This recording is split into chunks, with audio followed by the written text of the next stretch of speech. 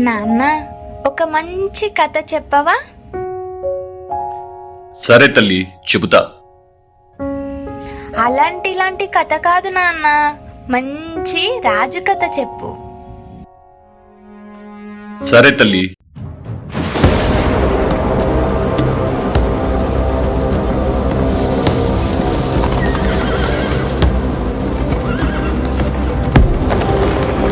ఈ కథ వెలుగుని పంచే దేవుళ్ళది కాదు, చీకటిని శాసించే రాక్షసులది కాదు, ఆ రాక్షసులని ఆడించే రావణుడిది కాదు. ఈ కథ రాజ్యం లేకుండా యుద్ధం చేసిన ఒక రాజుది.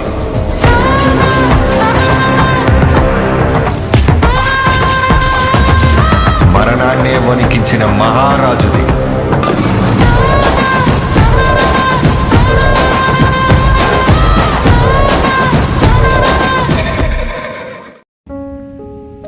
అసలు ఆ రాజు ఎందుకంత గ్రేట్ నాన్న? ఏం చేశాడు ఆయన? ఏం చేశాడంటే, చేతిలో మౌస్ పట్టుకుని ఐటీ విప్లవాన్ని సృష్టించాడు. నాగలి భుజానికెత్తుకుని నదుల అనుసంధానానికి శ్రీకారం చుట్టాడు. గూగుల్ నుంచి మైక్రోసాఫ్ట్ వరకు ప్రపంచ దిగ్గజాలని ఆంధ్ర గడ్డపై నిలిపాడు. రక్తపుటేర్లు రుచిమరిగిన రాయలసీమకు కియా కార్లను తెచ్చి శ్రీ సిటీతో సరికొత్త అభివృద్ధి సిరులద్దాడు.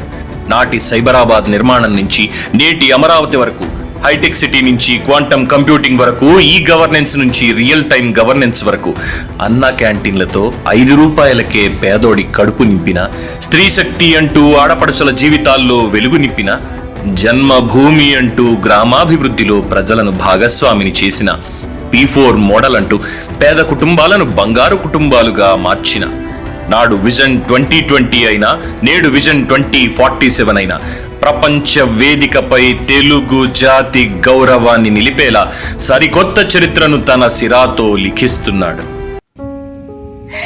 బాగుంది నాన్న. ఇవన్నీ చేస్తున్న రాజుని ఎవ్వరూ ఇబ్బంది పెట్టలేదా? అవును తల్లి, పళ్ళు ఉన్న చెట్టుకే రాళ్ల దెబ్బలన్నట్లు అలానే ఈ రాజును కూడా దుండగులు పలుమార్లు గాయపరిచారు. మయసభలో తన కన్న తల్లి సైతం ఆ దుండగులచే దూషించబడింది. అబద్ధాలతో ప్రజలను నమ్మించి మోసం చేసి తన ప్రజలను రాజుకు దూరం చేశారు. అవునా? అప్పుడు ఏం జరిగింది నాన్న?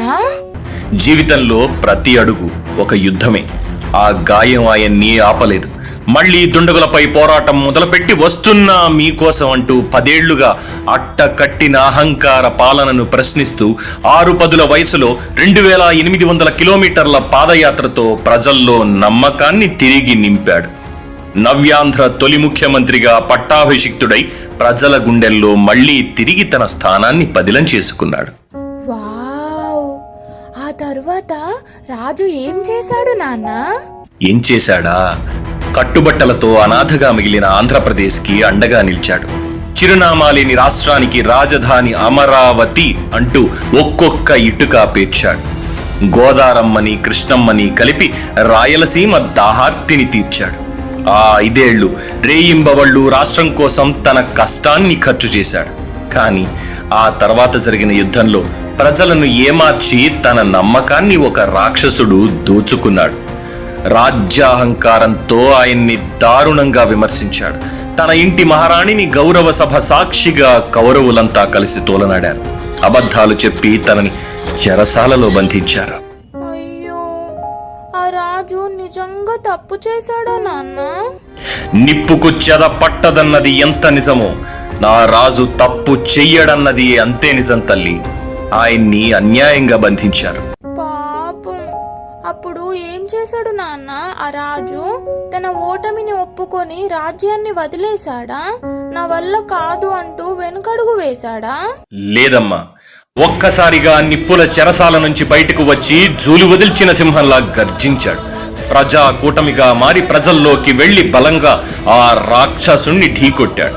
ఎగిరెగిరి పడిన ఆ రాక్షసుడి సైన్యాన్ని మట్టి కరిపించి చరిత్ర పుటల్లో చెరిగిపోని విజయంతో తెలుగు జాతి చక్రవర్తిగా మారి ఆంధ్ర రాష్ట్ర అభివృద్ధి రథాన్ని ముందుకు నడిపిస్తున్నాడు. నాన్న, ఆయన ప్రజల కోసం అన్ని రోజుల నుంచి ఫైట్ చేస్తున్నాడా?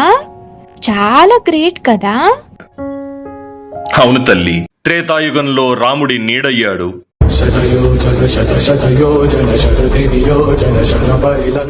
ద్వాపర యుగంలో కృష్ణార్జునుల రథకేతనమై గర్జించాడు,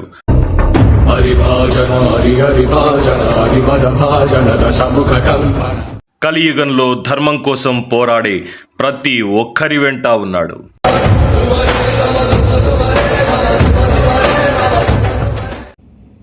ఇంతకీ ఆ రాజు ఎవరు నాన్న? ఆయన పేరేంటి? 9 సార్లు ఎమ్మెల్యేగా గెలిచిన ఏకైక నాయకుడు, 4 సార్లు ముఖ్యమంత్రిగా చక్రం తిప్పిన ప్రజా సేవకుడు, ప్రపంచ పటంలో తెలుగు జాతి గౌరవాన్ని నిలబెట్టిన లీడర్, గతాన్ని గౌరవిస్తూ వర్తమానాన్ని నిర్మిస్తూ భవిష్యత్తును శాసించే administrator, CEO of Andhra Pradesh, one and only Nara Chandrababu Naidu అనే నేను